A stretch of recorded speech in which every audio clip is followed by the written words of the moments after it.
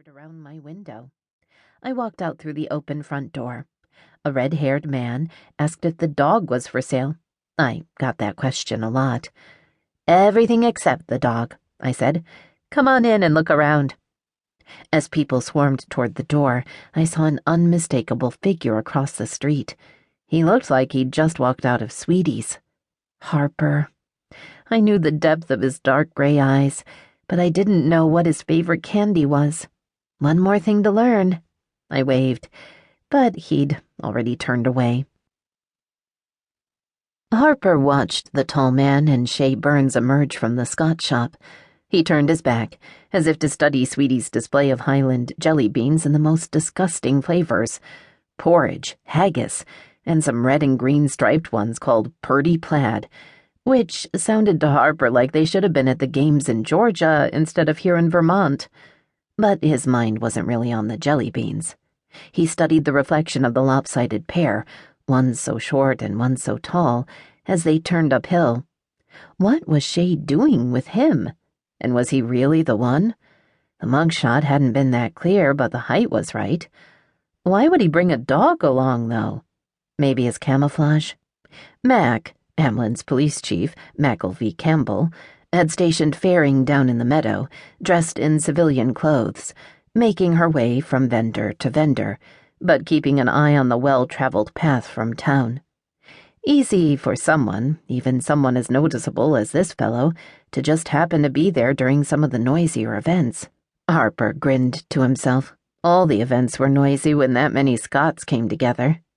Except for that magic moment when the closing bonfire was about to be lit, when silence descended like a blanket of snow, broken 9 heartbeats later by the sound of a lone bagpiper from the base of the Perth Trail. The piper was preceded by a stick-wielding man.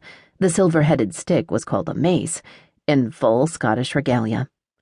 His outfit included an imposing furred bearskin hat, complete with white horsehair tassels that increased his normal 6-foot height to a towering 7.5 feet. He would lead the procession of kilt-clad men representing every clan in attendance down the trail, around the field, and into a wide ring around the stacked wood. For a number of years now, the drum major leading the procession had been Mr. Stone, one of the most impressive-looking men Harper had ever seen, even when he wore khaki slacks and a polo shirt.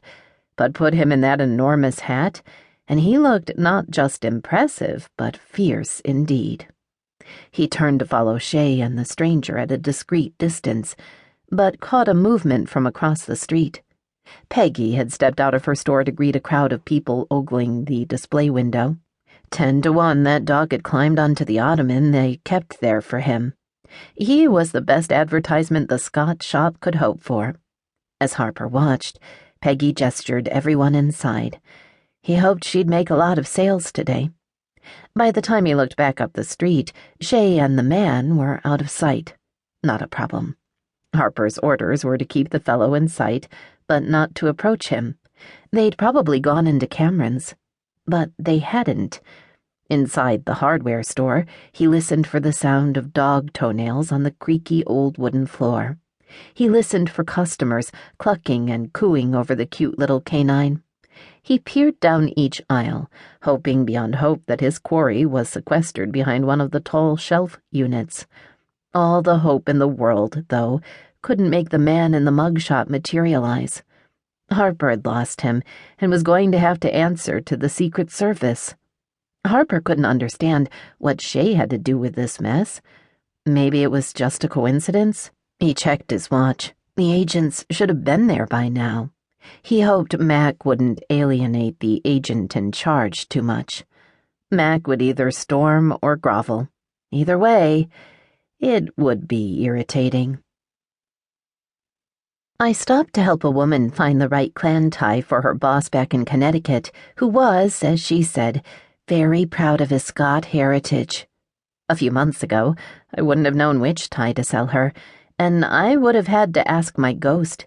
But I'd found a chart online that listed Scottish names in one column and the clan to which they belonged in the second column.